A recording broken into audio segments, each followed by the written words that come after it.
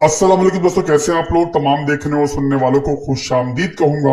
और मार्केट की बड़ी इंपॉर्टेंट अपडेट के साथ मैं आपके सामने हाजिर हूं। इस वीडियो के अंदर आपको बिटकॉइन जो कि मार्केट का किंग है उसकी मूवमेंट बताएंगे कि यहाँ पर हम क्या एक्सपेक्ट कर रहे हैं कि बिटकॉइन यहीं से पंप करेगा या फिर पंप से पहले जो है क्रैश एक और देख सकते हैं। और उसके अलावा दोस्तों एक आपको ओल्ड कॉइन भी बताऊंगा जो आप यहाँ पर शॉर्ट टर्म के लिए ले सकते हो, और उसकी बाइंग रेंज भी बताऊंगा और उसके अलावा टारगेट्स भी बता दूंगा ताकि आप उसको लो होल्ड करो और फिर बाद में जैसे ऊपर जाता है उसको प्रॉफिटेबल सेल कर पाओ।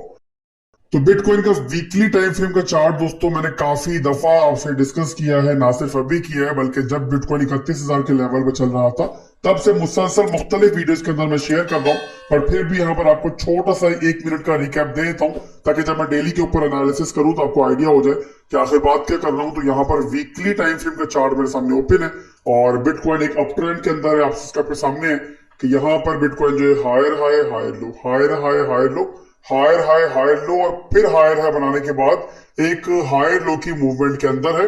और फिलहाल भी हम लोग अपनी जो प्रीवियस हायर लो का एरिया है उसके ऊपर ट्रेड कर रहे हैं, यानी कि वीकली के अंदर जो है हमारा स्ट्रक्चर जो है वो इस टाइम भी पॉजिटिव है और वो ब्रेक नहीं हुआ है। इसके अलावा दोस्तों यहाँ पर हमारे पास एक ऑर्डर ब्लॉक का बेहतरीन एरिया भी है और इस टाइम बिटकॉइन उसी के अंदर ट्रेड कर रहा है। साथ ही साथ दोस्तों हमारी जो वीकली कैंडल क्लोजिंग हुई थी ना वो भी इस रेंज से ऊपर हुई थी। अगर हमारी वीकली कैंडल क्लोजिंग जो है इस रेंज से नीचे हो जाती है, यानी कि इस लाइन से नीचे हो जाती है, तो फिर जाहिर सी बात है मार्केट के मामला तो मजीद खराब होंगे।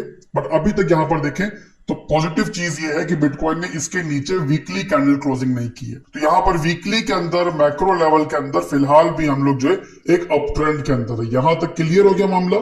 और अब इसके बाद चलते हैं हम लोग डेली टाइम फ्रेम के अंदर ताकि फर्दर ये देख सके कि हम यहाँ पर आने वाले दिनों के अंदर किस टाइप की मूवमेंट जो है वो मार्केट में एक्सपेक्ट कर सकते हैं। तो ना सिर्फ दोस्तों वीकली के अंदर साथ ही साथ डेली के अंदर भी डिमांड जोन बड़ा इंपॉर्टेंट है। यहाँ पर आप देखो तो ना सिर्फ के ऑर्डर ब्लॉक मौजूद है, साथ ही साथ दोस्तों इस रेंज के अंदर काफी अच्छी सपोर्ट जो है प्रीवियसली बिटकॉइन को मिली थी और इसी रेंज से बिटकॉइन ने फिर प्रॉपर एक जबरदस्त पंप किया था। अगर बिटकॉइन इस तरीके से नीचे आता है ना तो यहाँ पे याद रखना है कि प्रीवियस जो लो है ना हमारा जो क्रैश के अंदर बना था 25,100 का एरिया, ये एक्सपेक्टेशन है कि ये स्वैप हो सकता है। यानी कि इस तरीके से बिटकॉइन नीचे आके इस एरिया को स्वैप करके अगर दोबारा ऊपर क्लोजिंग ले लेता है तो फिर ये एक पॉजिटिव इंडिकेशन होगी और यहां से फिर आप शॉर्ट टर्म के लिए एक लॉन्ग की कॉल भी ले सकते हो। बट यहाँ पर एक और चीज के लिए भी आप लोगों ने जहनी तौर पर तैयार रहना है कि यहाँ पर जिस टाइप की सिचुएशन चल रही है ना मार्केट में, यहाँ पर एक मैनिपुलेशन भी मुमकिन है। किस टाइप की मैनिपुलेशन मैं आपको उसके बारे में भी दिखा देता हूँ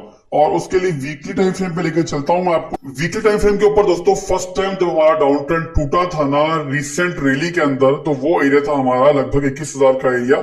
बिटकॉइन मुसलसल डाउन ट्रेंड के अंदर था, आपको याद होगा लोअर लो लोअर हाई, लोअर लो लोअर हाई बना था, वो नीचे आ रहा था और मार्केट स्ट्रक्चर ब्रेक हुआ था हमारा 21,000 की रेंज में। इस रेंज में इसी रेंज के बाद जो है मार्केट अप ट्रेंड में आई थी और लोग भी इसी रेंज के टूटने के बाद बहुत बुलिश हो गए थे। और यहाँ पर जो हमारा हाई लगा था वो लगा था 23,800 तक। बिटकॉइन इस तरीके से हाई बनाया, दोबारा हाई लो की तरफ गया, फिर हाई बनाया और जो अगला हाई बनाया दोस्तों वो बनाया इसने प्रीवियस हाई से थोड़ा सा ही ऊपर, यानी कि हमारा प्रीवियस हाई बना था 23,800 में, तो जो हमारा नया हाई बना वो बना हमारा तकरीबन 24,200 का एरिया। और उसके बाद दोबारा से बिटकॉइन डंप हुआ। डंप होने के बाद दोस्तों आप सबको पता है कि प्रीवियस जो हमारा हाई लो का एरिया होता है ना, ये वाला जो इस तरीके से ये हमारा पंप हो रहा है देखो, तो बिटकॉइन हाई बना रहा है, फिर लो बनाया, फिर हायर हाई बनाया। जब अगर दोबारा डंप करेगा बिटकॉइन तो हमारा प्रीवियस जो हायर लो का एरिया ना वो नहीं टूटना चाहिए। अब यहां पर आप देखो दोस्तों तो बिटकॉइन जब दोबारा नीचे आया था ना, तो नीचे आने के बाद उसने क्लोजिंग तो वाकई ही में ऊपर ले ली दोबारा से, यानी कि जो हमारा प्रीवियस हायर लो का एरिया था उसके ऊपर ली, जिसकी वजह से हमारा ट्रेंड जो है वो कंटिन्यू हो गया, इंटैक्ट रहा। बट यहाँ पे ट्रेंड कंटिन्यू होने से पहले एक बहुत बड़ा इवेंट हुआ था और वो था मेरे भाइयों, मैं चार्ट क्लियर करके दिखाता हूं तो आपको समझ में आ जाएगा कि यहाँ पर एक बहुत बड़ी लिक्विडिटी वीक बनी थी जिसके दरमियान इन एक्सचेंजेस ने, इन मार्केट मेकर्स ने पूरी मार्केट के अंदर तबाही बर्बादी कर दी थी। तमाम लोगों के स्टॉप लॉसेस, तमाम लोगों की लिक्विडेशंस इस बीच जो है इन्होंने हजम की थी।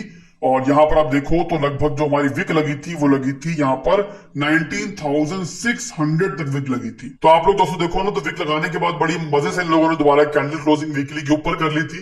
पर यही अगर चार्ट में कन्वर्ट करूंगा डेली के अंदर तो आपको दिखाई देगा कि इस बीच में कई हमारी डेली कैंडल्स इस रेंज में क्लोज भी हुई थी और इस तरीके से मार्केट के अंदर पैनिक फैलाने के बाद इन्होंने बहुत बड़ी मैनिपुलेशन की थी और उसके बाद क्लोजिंग दोबारा से क्योंकि वीकली के अंदर ऊपर ही हो गई थी तो हमारा ट्रेंड कंटिन्यू रहा और मार्केट दोबारा से ऊपर पंप कर गई।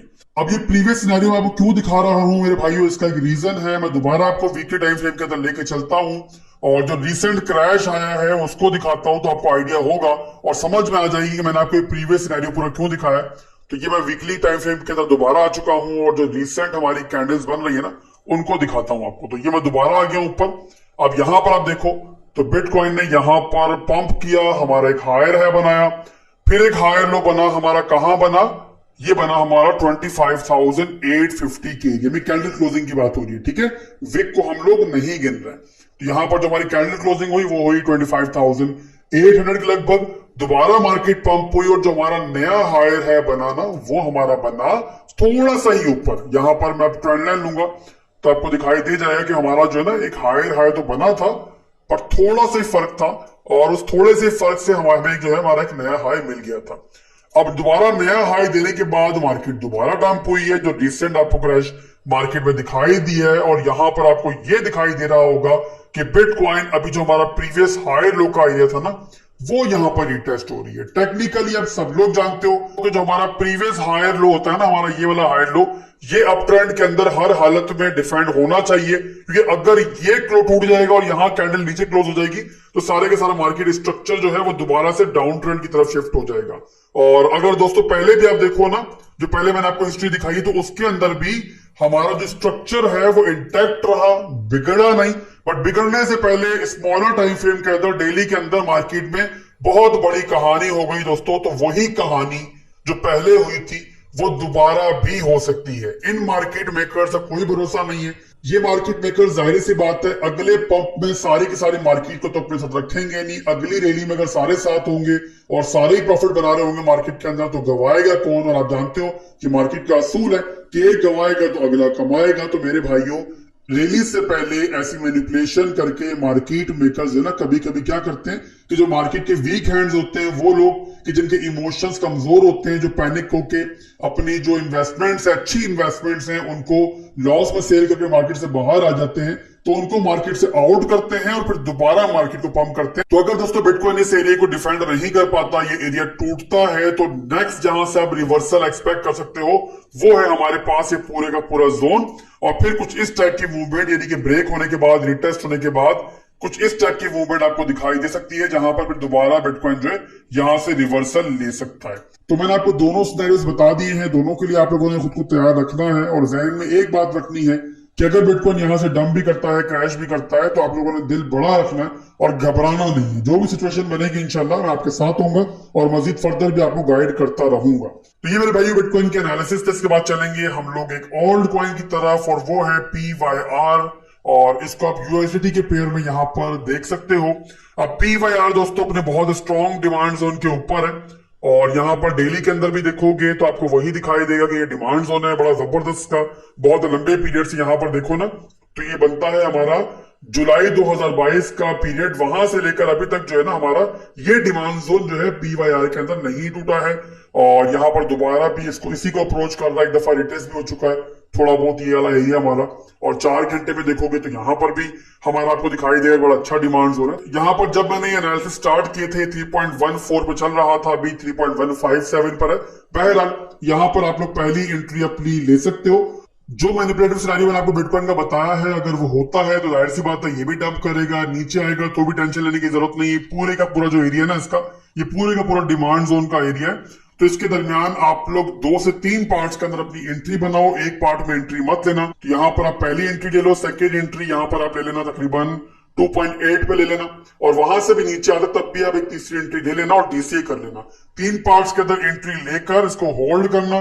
स्टॉप लॉस में इसके अंदर आपको फिलहाल नहीं दे रहा हूं, उसका रीजन ये है कि ये एक स्विंग एंट्री है, आप इसे एक छोटी सी इन्वेस्टमेंट कह सकते हो शॉर्ट टर्म की। तो यहाँ पर इसमें एंट्री लेने के बाद आपने होल्ड करना है इसको, और अगर होल्ड करने की ताकत है, कुछ अर्सा बर्दाश्त करने की ताकत है, तभी एंट्री लेना, अदरवाइज इग्नोर करना। टारगेट जो आपका पहला होगा शॉर्ट टर्म के लिए वो होगा 3.4 की रेंज में, 3.407 पे आप पहला टीपी इसका रख सकते हो। सेकंड जो आपका टारगेट होगा इसका वो होगा 3.62 की रेंज में, और जो लास्ट टारगेट इसका होगा वो होगा 3.84 की रेंज में आप आखिरी टारगेट इसका रखोगे। तो ये दोस्तों हमारी एक छोटी सी एक एंट्री थी मार्केट के अंदर, स्पॉट के अंदर, मैंने आपको बता दी है।